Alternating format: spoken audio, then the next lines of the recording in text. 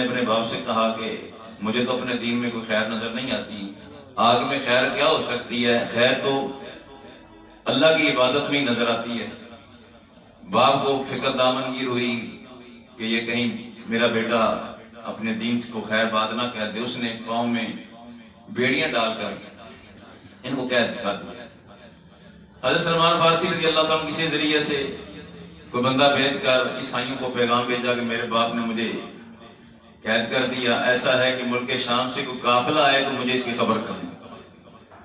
کچھ عرصے بعد ملک شام سے کوئی قافلہ آیا، ان کو خبر دی گئی۔ انہوں نے کہا جب وہ قافلہ فارغ ہو کر واپس جانے لگے تو مجھے اطلاع کر دیں۔ عیسائیوں نے اطلاع کی، حضرت سیدنا سلمان فارسی نے کسی ذریعے سے اپنی بیڑیاں اتاریں اور گھر سے بھاگ کر قافلے میں شامل ہو گئے۔ ملک شام پہنچے، ملک شام پہنچ کر سیدنا سلمان فارسی نے عیسائیوں سے پوچھا کہ اس وقت تمہارا سب سے بڑا پوپ یا پادری مبلغ جو ہے وہ کون ہے؟ انہوں نے کہا فلاں گرجے میں جو پادری ہے وہ اس وقت ہمارا سب سے بڑا پوپ ہے۔ سلمان فارسی رضی اللہ تعالیٰ عنہ وہاں پر پہنچے، اس پادری سے ملے، کہا کہ میں دین حق کی تلاش میں یہاں تک پہنچا، اگر تم مجھے اجازت دو کہ تو میں تمہاری خدمت بھی کروں اور تم سے دین کا علم بھی حاصل کروں۔ اس نے اجازت دی سیدنا سلمان فارسی رضی اللہ تعالیٰ عنہ کچھ عرصہ وہاں اس کے پاس رہے تو دیکھا وہ بڑا کرپٹ بد کردار آدمی تھا، لوگوں سے صدقے وصول کر کے وہ خود ہڑپ کر جاتا تھا، غریبوں مسکینوں کو نہیں دیتا تھا۔ حضرت سیدنا سلمان فارسی رضی اللہ تعالیٰ عنہ اس سے دلی طور پر متنفر ہو گئے، کچھ عرصے بعد اس کی ڈیتھ ہو گئی، مر گیا ہو۔ عیسائی اس کو اس کی تجہیز و تکفین کے سلسلے میں جمع ہوئے تو سیدنا سلمان فارسی نے ساری حقیقت حال سب عیسائیوں کو بتا دی۔ انہوں نے کہا تمہارے پاس اس بات کا کیا ثبوت ہے؟ انہوں نے کہا وہ جو اس نے سونے کے مٹکے پر رکھے ہیں میں تمہیں ان کی نشاندہی کرتا ہوں۔ 7 یا 5 مٹکے اس نے سونے کے بر کر جمع کیے ہوئے تھے۔ جب عیسائیوں نے یہ سب دیکھا تو دلی طور پر بڑے متنفر ہوئے اور کہا کہ یہ بندہ اس قابل نہیں ہے کہ ہم اس کی تجہیز و تکفین کریں، اس کو ہم سولی پر لٹکار کر ہم اس کو ایسی سزا دیں گے کہ آنے والے کے لیے بھی یہ عبرت کا نشان بن جائے۔ اس کو سولی پر مرے ہوئے کو سولی پر لٹکار کر انہوں نے پتھروں کی بارش کی۔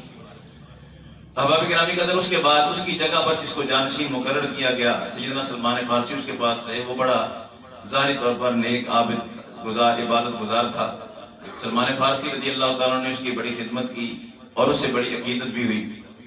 جب اس کی ڈیتھ کا وقت، مرنے کا وقت قریب آیا تو انہوں نے سلمان فارسی رضی اللہ تعالیٰ نے اس سے کہا کہ میں دین حق کی تلاش میں یہاں تک پہنچا، اب تم تو اس دنیا سے جا رہے ہو، تمہاری نظر میں تمہاری صفات کا حامل ہو تو مجھے بتاؤ کہ مجھے وصیت کرو میں اس کے پاس چلا جاؤں۔ سیدنا سلمان فارسی کو اس راہب نے، اس پادری نے کہا بیٹے ایک ہی بندہ اس وقت میری نظر میں ہے، باقی کوئی اور بندہ ان صفات کا حامل مجھے نظر نہیں آتا، تم موصل میں چلے جاؤ اور وہاں پر فلاں آدمی جو ہے، فلاں پادری جو ہے وہ ان صفات کا حامل ہے۔ یہ کہہ کہ وہ مر گیا۔ اس کی تجہیز و تکفین سے فارغ ہو کر سیدنا سلمان فارسی رضی اللہ تعالیٰ عنہ چلتے ہوئے موصل پہنچ گئے۔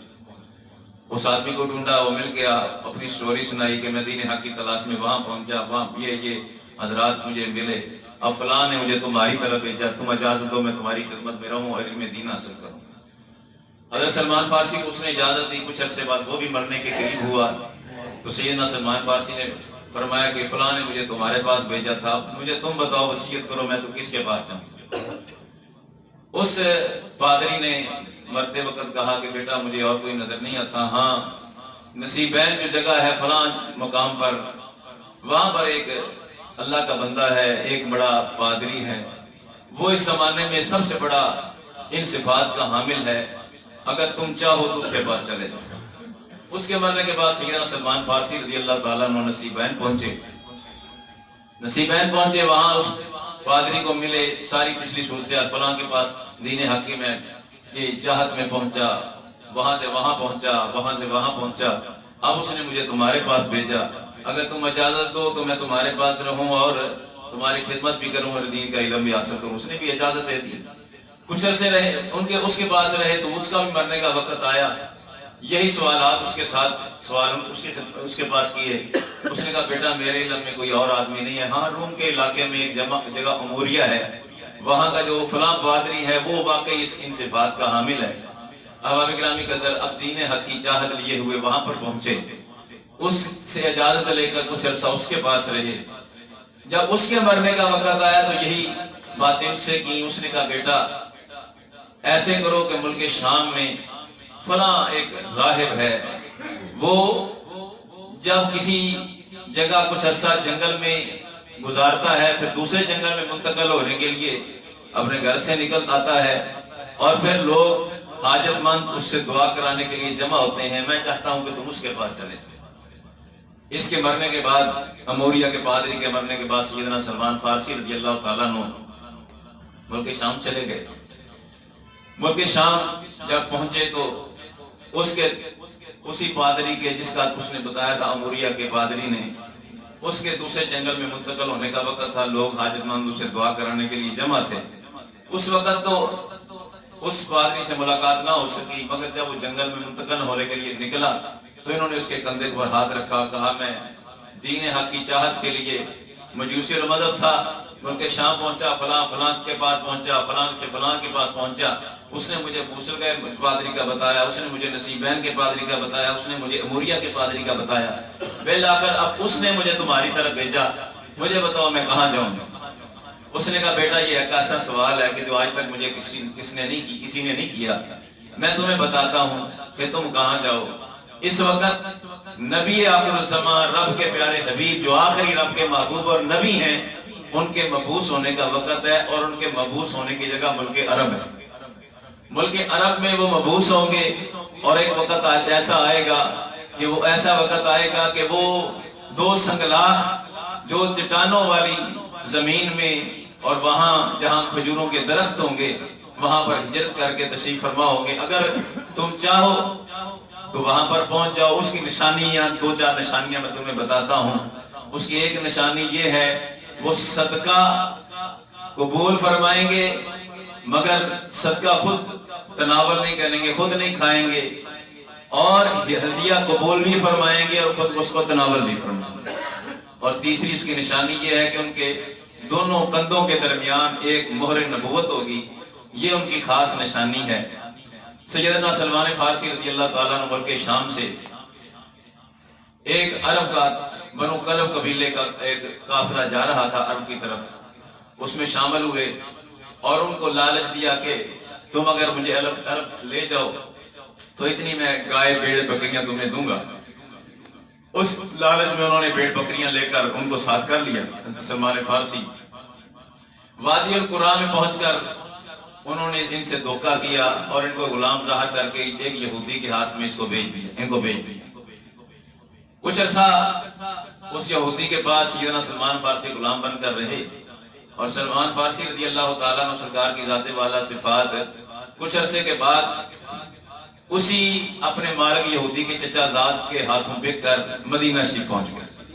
سیدنا سلمان فارسی رضی اللہ تعالیٰ عنہ سرکار کی ذات والا کچھ عرصہ وہاں پر رہے۔ ادھر رسول اکرم صلی اللہ تعالیٰ علیہ وسلم سرکار مکہ شریف میں مبعوث ہو چکے۔ اعلان نبوت رسول اکرم علیہ السلام نے فرما دیا تھا۔ اللہ کے محبوب کریم علیہ السلام کے اعلان نبوت کا ان کو خبر نہ ہو سکی۔ البتہ جب سرکار دو عالم صلی اللہ علیہ وسلم مدینہ شریف میں ہجرت کر کے جلوہ فرما ہوئے تو ان دنوں سلمان فارسی خود فرماتے ہیں، امام ابن اسحاق نے اپنی کتاب میں اس روایت کو تفصیلاً حضرت عبداللہ ابن عباس رضی اللہ تعالیٰ عنہ سے روایت کر کے خود حضرت سلمان فارسی کی خود آپ بیتی بیان کی ہے، نقل کی ہے۔ سلمان فارسی فرماتے ہیں کہ میں ایک دن کھجور کے درخت پر چڑھا اپنا کام کر رہا تھا کہ میرے مالک کے پاس میرے مالک کا چچا زاد آیا اور کہا اوس خزرج کو خدا تباہ کرے، جو قبا کے مقام پر ایک شخص مکے سے آیا ہے اور وہاں سے آیا ہے، اس کا خیال ہے میں نبی ہوں، یہ اوس خزرج والے اس کی بیعت کر رہے ہیں۔ جب میں نے لفظ نبی سنا تو مجھ پر لرزہ طاری ہو گیا کہ میں تو اپنی منزل مقصود تک پہنچ گیا۔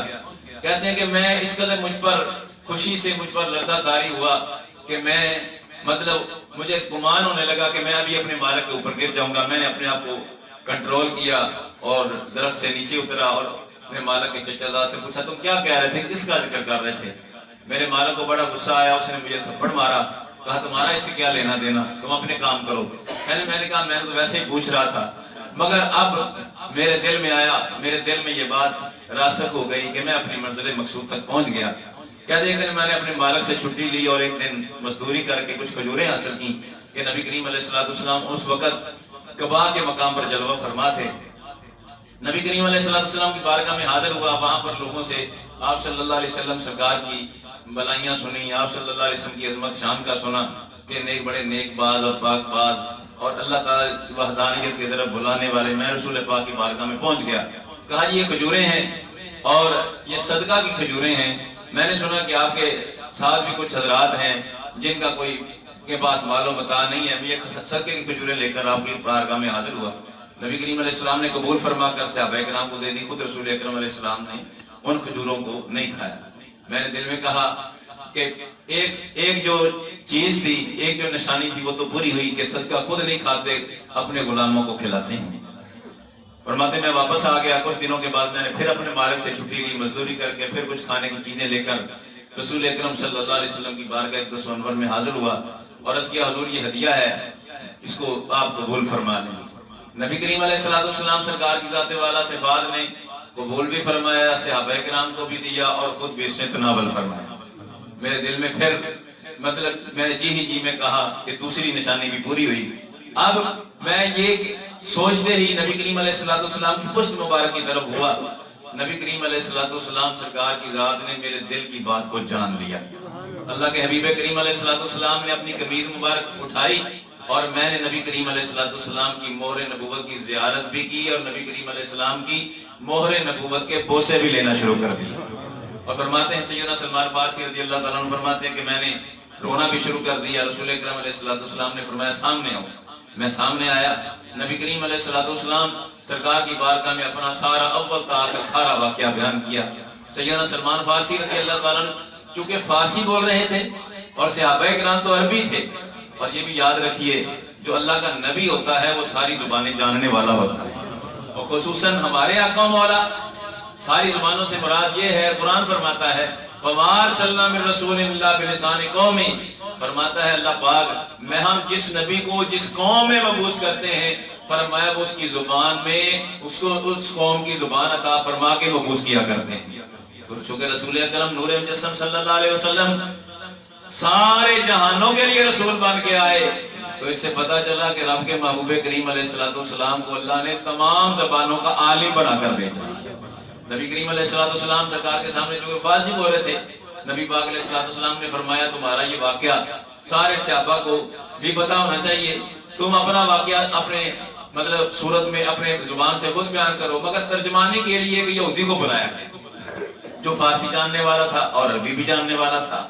اب جب اس نے سیدنا سلمان فارسی نے نبی کریم علیہ السلام کی تعریف و توصیف کی تو رب کے محبوب کریم علیہ السلام کی بارگاہ میں یہودی کہنے لگا, چونکہ یہودی بڑی مکار قوم ہے, یہودی بڑے پلید اور بڑی بدبخت فطرت کے لوگ ہوتے ہیں, اور قرآن تو صاف اعلان فرماتا ہے لا تتخذوا اليهود والنصارى, یہ یہودی عیسائی مسلمانوں تمہارے کبھی دوست نہیں بن سکتے. یہ گندی فطرت کے لوگ ہوتے ہیں, مسلمانوں کے پکے ٹھگے دشمن ہوا کرتے ہیں. حضرات گرامی قدر وہ کہنے لگا, یہودی کہنے لگا محمد یہ تو آپ کو گالیاں دے رہا ہے. سیدنا سلمان فارسی کی طرف اشارہ کر کے کہنے لگا یہ جو فارسی بول رہا ہے یہ تو آپ کو گالیاں دے رہا ہے. نبی کریم علیہ السلام نے فرمایا ہمارا سلمان اتنی دور سے ہمیں گالیاں دینے کے لیے نہیں آیا. اللہ اکبر. ادھر جبریل آ گیا, جبریل امین آ گئے. جبریل امین نے آ کر فارسی کو ٹرانسلیشن کر کے عربی میں رسول اللہ کی بارگاہ میں پیش کیا. عرض کیا اپنے صحابہ کو میری زبان سے یہ فارسی کا ترجمہ سنا تھا کہ یہ تو آپ کی شان بیان کر رہا ہے, یہ تو آپ کی عظمت بیان کر رہا ہے. نبی کریم علیہ السلام سرکار نے فرمایا سلمان تمہیں عربی بھی آنی چاہیے. جبریل میرا سلمان عربی کا بھی عالم ہونا چاہیے. نبی کریم علیہ السلام کی بارگاہ میں جبریل امین نے عرض کیا یا رسول اللہ سلمان کو کہو اپنا منہ کھولے. سیدنا سلمان فارسی نے اپنا منہ کھولا تو سیدنا جبریل امین نے اپنا لعاب دہن اپنا تھوک مبارک سیدنا سلمان فارسی کے منہ میں ڈال دیا. نبی کریم علیہ السلام سرکار کے حکم پر منہ کھولا, ادھر جبریل کا لعاب دہن آیا تو سیدنا سلمان فارسی رضی اللہ تعالیٰ عنہ فرماتے ہیں مجھے فصیح و بلیغ عربی آنا شروع ہو گیا. میں نے فصیح و بلیغ عربی میں گفتگو شروع کر دی. میں نے اول تاخر اپنا سارا واقعہ جو ہے بیان کیا اور نبی کریم علیہ السلام کا کلمہ پڑھ کے رسول اللہ پر ایمان لے آئے. نبی کریم علیہ السلام کی بارگاہ میں آنا جانا ہوتا رہا۔ کچھ عرصے بعد رسول اکرم علیہ السلام نے فرمایا سلمان اپنے مالک سے بات کرو اور مقادم ہونے کے حوالے سے اپنی آزادی کی بات کرو۔ سیدنا سلمان نے اپنے مالک یہودی سے بات کی، اس نے کہا 300 یا 500 کھجور کے پودے میرے باغ میں لگاؤ اور 40 اوقیہ سونا جو ہے وہ مجھے دو، اور جب یہ پودے لگ کر اپنا پھل دینے لگے اور تم اپنی رقم مجھے دے دو تو تمہیں آزادی حاصل ہو جائے گی۔ نبی کریم علیہ السلام کی بارگاہ میں آ کے صورت حال احوال عرض کی تو رب کے حبیب کریم علیہ السلام نے فرمایا میرے سے آپ اپنے بھائی کی مدد کرو اور اس کو پودے گفٹ کرو۔ اب ہر سے آپ نے کسی نے 5 کسی نے 10 کسی نے 15 جو جس کی طاقت بساط تھی پودے سیدنا سلمان فارسی کو گفٹ دیے کیے۔ نبی پاک نے فرمایا سلمان اپنے بھائیوں کو ساتھ لے جاؤ اور پودے لگانے کے لیے گڑھے کھودو، پھر مجھے اطلاع دو۔ جب گڑھے کھود دیے گئے رسول اکرم علیہ السلام کی بارگاہ اقدس منور میں حاضر ہوئے، رب کے حبیب کریم علیہ السلام تشریف لے گئے۔ نبی کریم علیہ السلام سرکار کی ذات نے اپنے مبارک ہاتھوں سے کھجور کی گٹھلیاں جو ہیں وہ رسول اکرم علیہ السلام سرکار کی ذات نے زمین پہ دبائیں، اور 1 سال سے پہلے وہ سارے کے سارے جو پودے اگے تھے انہوں نے پھل دینا شروع کر دیا۔ حالانکہ کھجور کا جو پودا ہے 1 سال میں نہیں کئی سال لگا دیتا ہے۔ حضرات گرامی قدر یہ رسول اللہ کے دست انور کی خصوصی اعجاز تھا کہ رب کے حبیب کریم علیہ السلام سرکار کی ذات والا صفات ہے کہ دست انور لگنے کی برکت سے 1 سال سے پہلے ہی اللہ کے محبوب کریم علیہ السلام کے دست انور کی برکت سے کھجور کے پودوں نے اپنا پھل دینا شروع کر دیا۔ ادھر نبی پاک کریم علیہ السلام نے فرمایا سلمان اب کیا رہا؟ عرض کیا حضور 40 اوقیہ سونا جو ہے وہ اپنے مالک کو دینا ہے۔ نبی کریم علیہ السلام کی بارگاہ میں ایک انڈے کی مقدار کے برابر سونا پیش کیا جاتا ہے۔ تو رسول اللہ نے فرمایا کہاں ہے ہمارا وہ غلام فارس سے آنے والا؟ عرض کیا رسول اللہ حاضر ہوں۔ فرمایا اس کو لے جاؤ اور اپنے مالک کا قرضہ اتار دو۔ عرض کیا حضور یہ تو تھوڑا ہے اور 40 اوقیہ سونا تو میں نے اپنے مالک کو دینا ہے۔ فرمایا یہ سونا لاؤ۔ سونا لیا، رسول اللہ نے اپنی زبان مبارک اس کو لگا فرمایا اے سلمان اس کو لے جاؤ اور اس سے تمہاری اللہ پاک مدد کرے گا اور تمہارے مالک کا قرض بھی اتر جائے گا۔ سیدنا سلمان فارسی نے جا کے جب اس کا وزن کیا تو 40 اوقیہ سے اس کے مالک کا ان کے مالک کا قرضہ بھی اترا اور مزید 40 اوقیہ سونا مزید بھی بچ گیا۔ اللہ کے حبیب کریم کی زبان مبارک لگنے کی برکت تھی۔ حضرات گرامی قدر پھر سیدنا سلمان فارسی رضی اللہ تعالیٰ عنہ سرکار رضی اللہ تعالیٰ عنہ رسول اللہ کی بارگاہ میں حاضری دینے لگے اور رسول اللہ صلی اللہ علیہ وسلم سرکار نے ان کو آزاد فرما دی، یعنی یہ نبی پاک کے آزاد کردہ غلاموں میں سر فہرست ہے۔ سیدنا سلمان فارسی رضی اللہ تعالیٰ عنہ سب سے پہلا غزوہ جس میں سیدنا سلمان فارسی نے شرکت کی ہے وہ غزوہ خندق ہے۔ غزوہ خندق ہے، بلکہ اس میں سر فہرست خندق میں مشورے دینے والوں میں جن کے مشوروں کو رسول اللہ نے قبول بھی کیا وہ حضرت سیدنا سلمان فارسی رضی اللہ تعالیٰ عنہ سر فہرست تھے۔ اور چونکہ اتنا یعنی قدیم عرصہ جو ہے عیسائیوں کے ساتھ رہے، عمارتوں کو دیکھتے رہے، سیدنا سلمان فارسی کی یہ مشورہ تھا کہ مدینہ شریف سے باہر نکل کر کافروں سے جنگ نہ لڑی جائے بلکہ مدینہ شریف کے ارد گرد خندق کھودی جائے۔ اللہ کے محبوب کریم علیہ السلام نے ان کے مشورے کو قبول فرمایا اور اب کے محبوب کریم علیہ السلام کے ان کے مشورے کے مطابق اللہ کے حبیب علیہ السلام کے مشورے کے مطابق خندق کھودنے کا حکم دیا اور مختلف جگہوں پر حدود مقرر کر کے مختلف صحابہ کی ڈیوٹی لگا دی۔ جب یہ ذکر کیا گیا سلمان کدھر ہوگا تو سلمان فارسی رضی اللہ تعالیٰ عنہ حضور کو نے اپنے قرب خاص میں جگہ عطا فرمائی۔ اور نبی کریم علیہ السلام کے صحابہ نے جب عرض کیا تو نبی پاک نے حضرت سلمان فارسی کو ایک خاص شان عطا کی، ایک خاص منصب عطا کیا، ایک خاص مقام اور مرتبہ عطا کیا جو کسی اور کو نہیں ملا، وہ سیدنا سلمان فارسی کو ملا۔ وہ سیدنا سلمان فارسی کو رسول اللہ نے خود مقام اور مرتبہ عطا کیا۔ وہ مرتبہ کیا ہے کہ رب کے حبیب نے فرمایا سلمان منا اہل البیت، فرمایا سلمان جو ہے یہ میری اہل بیت سے، یعنی تھے فارسی النسل مگر رب کے حبیب کریم علیہ السلام سرکار کی ذات والا صفات نے ان کو اپنی اہل بیت میں ہونے کا شرف عطا کیا۔ اور ان کا ایک اور شرف بھی ہے کہ رب کے حبیب کریم علیہ السلام سرکار نے فرمایا، اللہ کے محبوب نے فرمایا فرمایا جنت، یہ ترمذی شریف کی حدیث ہے، ہاں جی، نبی پاک سرکار نے فرمایا جنت 3 بندوں کی مشتاق ہے، جنت 3 بندوں کی مشتاق ہے۔ نبی پاک کریم علیہ السلام نے فرمایا جنت 3 بندوں کی مشتاق ہے، ان میں ایک علی المرتضیٰ ہے، ایک عمار بن یاسر ہے، اور ایک حضرت سیدنا سلمان فارسی رضی اللہ عنہ۔ وہ سیدنا سلمان فارسی رضی اللہ تعالیٰ عنہ، ان کو اللہ کے محبوب کریم علیہ السلام کی بارگاہ میں اتنا قرب اور اتنی عظمت اور اتنی شان حاصل ہے۔ حضرات گرامی قدر، نبی کریم علیہ السلام کے وصال ظاہری کے بعد بھی جو فتوحات ہوئی، بالخصوص ایران کی فتوحات میں سیدنا سلمان فارسی رضی اللہ تعالیٰ عنہ سرکار جو ہے سر فہرست ہیں کہ جنہوں نے اس میں مطلب بڑھ چڑھ کر حصہ لیا، کیونکہ خود بھی ایرانی نسل تھے، اصفہان ایران کے فارس کے علاقے اصفہان کے قریب کے سکریا کے رہنے والے تھے۔ حضرات سیدنا سلمان فارسی رضی اللہ تعالیٰ عنہ سرکار کو حضرت عمر فاروق رضی اللہ تعالیٰ عنہ نے مدائن کا گورنر مقرر کر دیا۔ جب مدائن کا گورنر مقرر کیا، حضرات گرامی قدر سیدنا سلمان فارسی رضی اللہ تعالیٰ عنہ نے اپنے طور پر یعنی حکومت کی طرف سے کوئی مکان نہیں لیا، بلکہ ایک درخت کے نیچے ہی جلوہ فرما ہوا کرتے تھے۔ بلکہ ایک دن سیدنا حذیفہ حاضر بارگاہ ہوئے، عرض کیا سلمان میں آپ کو مطلب ایک کمرہ نہ بنا دوں؟ کہا کیا کہتے ہو، کمرہ بنا دوں؟ کیسا کمرہ ہوگا؟ کہا صرف اتنا ہی ہوگا کہ آپ اس میں لیٹیں گے تو آپ کو سر ایک دیوار کے ساتھ ہوگا اور آپ کے پاؤں کے ساتھ اس کی دوسری دیوار ہوگی، کھڑے ہوں گے تو اس کی چھت کے ساتھ آپ کا سر لگے گا۔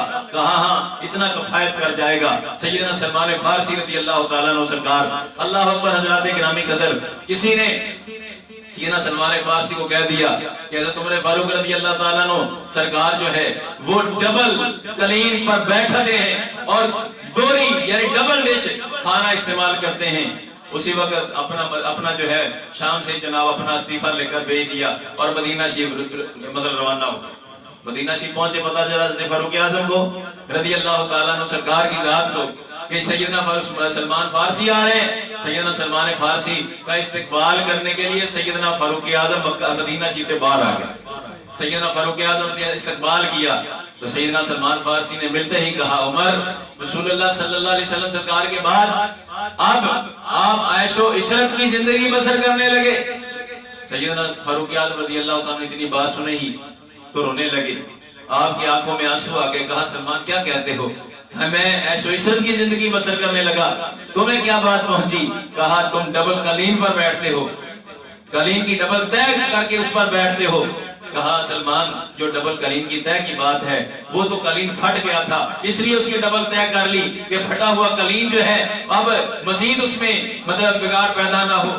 اور کہا تم دورہ یعنی ڈبل ڈش استعمال کرتے ہو کھانے کی۔ سیدنا فاروق اعظم نے کہا وہ تو مجھے طبیب نے کہا ہے کہ انڈے کے ساتھ انڈی کی زردی جو ہے یہ 2 چیزیں الگ الگ سے کھاؤ، یہ تو ایک طبیب کے حکم اپنی مطلب علاج کے طور پر استعمال کرتا ہوں۔ تو سیدنا سلمان فارسی نے سن کر خوش ہوئے، کہا اچھا اگر ایسا ہے تو ٹھیک ہے، پھر میں واپس جاتا ہوں، پھر اپنی جو ہے اپنے جو منصب ہے اس کو سنبھالتا ہوں، اگر تم اجازت دو تو رسول اللہ کی بارگاہ میں حاضری دے لوں، اگر کہو تو یہیں سے واپس چلا جاتا ہوں۔ کہا نہیں تمہیں ایک دن رکنے کی رخصت ہے۔ حضرات سلمان فارسی رضی اللہ تعالیٰ عنہ سرکار کی ذات والا صفات وہ عظیم ہستی ہے، اور حضرات رسول دنیا سے بے رغبتی اور ان کے زہد کا یہ عالم ہے۔ کہتے جب ان کی شادی ہوئی، جس قبیلے کی عورت سے ان کی شادی ہوئی وہ قبیلے والے کافی مالدار تھے، جب ان کے گھر پہنچے اسی میں گھر میں ان کی رخصتی ہوئی، سیدنا سلمان فارسی رضی اللہ تعالیٰ گھر پہنچے تو دیکھا ان کے گھر میں رنگ برنگ پردے لگے ہوئے، رنگ برنگ پردے لگے ہوئے۔ کہا کہ اتنے پردے لگانے کی کیا حاجت ہے، کیا تمہیں سردی لگ رہی ہے؟ وہ کہنے لگے جی سردی تو نہیں لگ رہی۔ کہا میں نے اپنے خلیل اپنے آقا مولا صلی اللہ علیہ وسلم سے سنا ہے کہ تمہارے پاس مال اتنا ہی ہونا چاہیے جتنا سے ایک سوار کے پاس ذات راہ ہوا، دنیا میں رہنے کے لیے تمہارے لیے اتنا ہی کافی ہے۔ آپ کے حکم پر پردے اتار دیے گئے۔ حضرات گرامی قدر جب اپنی بیوی کے پاس کمرے کے قریب پہنچے تو بہت سارا سامان دیکھا۔ کہا یہ سامان کس کا ہے؟ عرض کیا گیا یہ آپ اور آپ کی بیوی کا ہے۔ کہا میں نے تو اپنے خلیل اپنے آقا و مولا سے سنا ہے کہ بندے کے پاس دنیا میں رہنے کے لیے اتنا ہی زیادہ راہ ہونا چاہیے کہ جتنا کہ ایک سوار کے پاس رستے سفر کا میں زیادہ راہ ہوا کرتا ہے، باقی جو مال و متاع ہے اس کو غریبوں مسکینوں میں تقسیم کر دیا جائے۔ اپنی بیوی کے پاس پہنچے، بیوی کے پاس پہنچ کر بیوی کے ماتھے پر ہاتھ رکھ کر برکت کی دعا کی۔ کہا جو میں تمہیں کہوں گا کیا تم اس کی اطاعت کرو گی؟ کہا کیوں نہیں، میں آپ کی زوجہ ہوں، آپ کا حکم میرے سر ماتھے پر ہوگا۔ کہا میں نے اپنے خلیل سے سنا ہے، اپنے آقا مولا صلی اللہ علیہ وسلم سرکار سے سنا ہے کہ مرد کے ساتھ جو عورت ہوتی ہے جب ملاپ کرے تو سب سے پہلے اپنے رب کے حضور حاضری، لہذا اٹھو اور نماز پڑھو۔ نماز پڑھ کر پھر دعا کی۔ حضرات گرامی قدر وہ سیدنا سلمان فارسی، حضرات وقت کی قلت ہے، سیدنا سلمان فارسی رضی اللہ تعالیٰ عنہ سرکار کو رسول اللہ کی بارگاہ کا جو قرب حاصل ہے اس میں آپ یہ بھی اندازہ کیجئے اس کو قرب کو رب کی بارگاہ میں بھی سیدنا سلمان فارسی کا قرب کتنا ہے۔ جب سیدنا سلمان فارسی رضی اللہ تعالیٰ عنہ کا آخری وقت آتا ہے، یہ آپ کی زوجہ محترمہ آپ کے پاس بھی قریب تھی، سیدنا سلمان فارسی رضی اللہ تعالیٰ عنہ کی زوجہ محترمہ آپ کے پاس تھی، فرماتی ہیں کہ میں باہر نکلی، کمرے سے باہر نکلی تو میں نے آواز سنی السلام علیکہ یا ولی اللہ، السلام علیکہ یا صاحب رسول اللہ، کہ اے اللہ کے ولی آپ پر سلام ہو، اے رسول اللہ کے صاحب نبی کریم علیہ السلام کے صاحب آپ پر سلام ہو۔ حضرات گرامی قدر فرماتی ہیں جب میں واپس پہنچی تو کیا ہوا کہ میں نے دیکھا کہ ان کی روح پرفتوح جو ہے وہ اپنے جسم منور سے پرواز کر چکی ہے، قبض نفس سے نکل چکی ہے۔ حضرات یعنی السلام علیکہ یا ولی اللہ، السلام علیکہ یا صاحب رسول اللہ کہنے والا کون ہے؟ وہ اسرائیل علیہ السلام، سیدنا سلمان فارسی رضی اللہ تعالیٰ عنہ۔ اور حضرات گرامی قدر وہ آپ نے سیدنا سلمان فارسی نے اپنے وصال باکمال کے بعد عبداللہ بن سلام کی خواب میں آ کر اپنے انجام کا، اپنی آخرت میں بہتری کا فیصلہ بھی سنایا، اور وہ کیسے ہوا کہ زندگی میں ایک بار عبداللہ بن سلام رضی اللہ تعالیٰ عنہ سلمان فارسی سے ملے۔ عبداللہ بن سلام نے کہا اے میرے بھائی اگر میں پہلے انتقال کر جاؤں تو میں تیری خواب میں آ کے اپنی آخرت کا بتاؤں گا، اور اگر تم پہلے وصال کر جانا تو تم مجھے بتانا۔ سیدنا سلمان فارسی نے فرمایا کہ ایسے ہو سکتا ہے؟ کہا عبداللہ بن سلام رضی اللہ سے ابھی رسول نے کہا ہاں ضرور ہوتا ہے، کیونکہ مرنے کے بعد مومن کی روح آزاد ہوا کرتی ہے، جہاں چاہتی ہے تشریف لے جاتی ہے۔ حضرات جب سیدنا سلمان فارسی کا وصال باکمال ہوا تو عبداللہ بن سلام فرماتے ہیں ایک رات دوپہر کے وقت قیلولہ میں کر رہا تھا کہ میں نے دیکھا اچانک سیدنا سلمان فارسی تشریف لے آئے، میری خواب میں تشریف لے آئے۔ کہا آپ کا کیا حال ہوا؟ کہا میں آخرت میں بہتر مقام پر فائز ہوا، اور اے عبداللہ بن سلام اللہ پر توکل جو تم رکھتے ہو یہی سب سے بڑی نعمت ہے۔ اللہ پر جو 3 بار یہی جملہ ارشاد فرمایا۔ حضرات گرامی قدر یہ رسول اللہ کے پاک اصحاب ہیں، انہوں نے اپنی زندگی گزار کر ہمارے لیے ایک درس دیا ہے، ہمارے لیے درس ہے کہ اپنی زندگی اپنے آقا مولا صلی اللہ علیہ وسلم کے رنگ ڈھنگ کے مطابق گزارو۔ دعا کرتے ہیں مولا کریم اپنے حبیب سونے کریم کی برکتوں سے اپنے محبوب کے ان پیاروں کا پیار محبت ادب ہمیں نصیب فرمائے، شریعت مطہرہ کے مسائل سیکھ رہے ہیں، ان پر عمل کر رہے ہیں، مذہب مہذب حق اہل سنت پر زندگی اسی پر موت عطا فرمائے۔ وآخر دعوانا الحمدللہ۔